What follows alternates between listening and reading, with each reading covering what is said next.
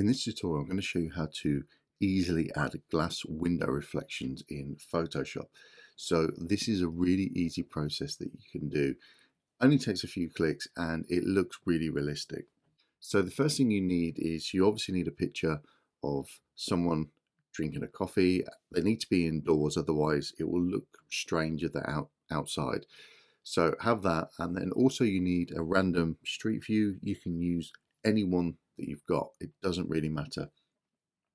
So the first thing you want to do is go to the top and go to select, and then select all, and then go to edit,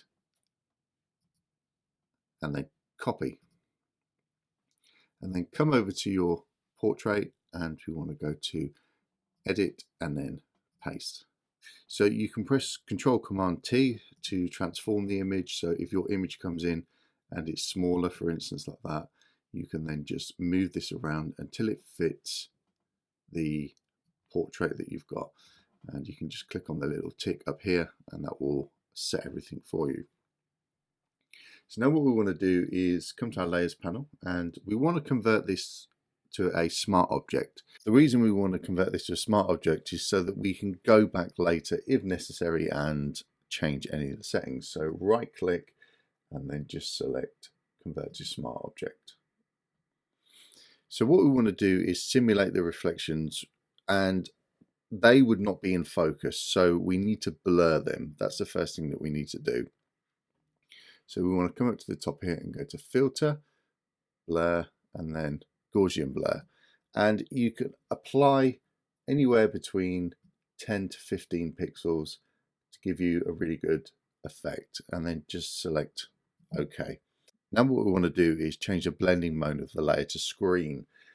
So come up to the blending mode option up here, follow it down until you select screen, and what this does is darkens the darks within the picture. Now what we can do is come to the top here and use the move tool, and we can move that particular layer around. So we can always adjust this. We can also transform it again if we need to.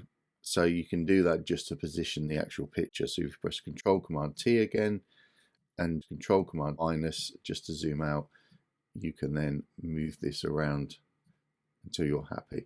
And it's a good idea to position areas that aren't necessarily obscuring facial features and things like that. So that looks pretty good. So I'm just going to press the tick button at the top here.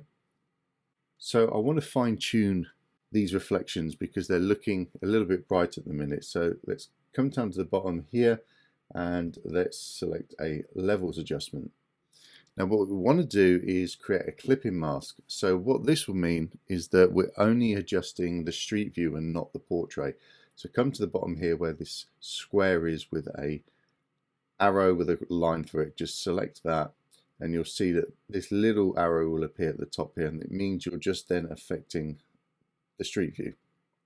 So come to the bottom here, we can move the blacks in, and we can also then come to the midtones and just start pushing them up until we're happy with what we want. So somewhere around there looks pretty good. So click on the little X just to get rid of that.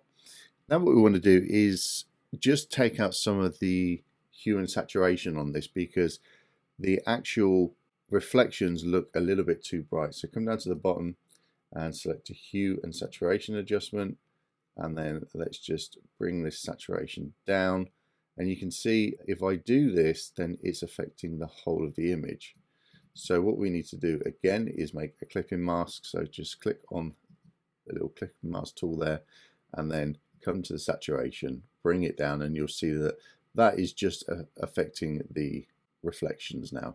So bring that down until you're happy. So somewhere around there looks good, and then click on the little X and that will close that down. Now because we made this picture a smart object earlier, that now means that we can go back to any of these filters and adjust them. So if we go to the Gaussian blur, for instance, double click on that, it will bring it up, and we can then increase that or decrease it even more. So you can really fine tune this and get this looking perfect. So there we go, that looks good. We can come back to the levels adjustment and we can adjust them. You can also push in these down at the bottom here. I'd advise using the black because that will actually brighten the whole of the image, but this can help with any really hard reflections that you might get. So you can come back and just retune that as much as you need to. Again, with the saturation, we can just fine tune that.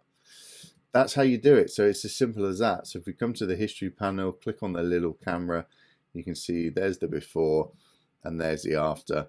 And yeah, it looks pretty realistic, and this is quite a common thing to do at the minute. And you can see there's the one that I'd done previously. So you can position this and really get some interesting effects. And don't be afraid to experiment with different street views as well, because obviously you're going to get different results. So I hope you've enjoyed that. Take care, and I'll catch you in the next video.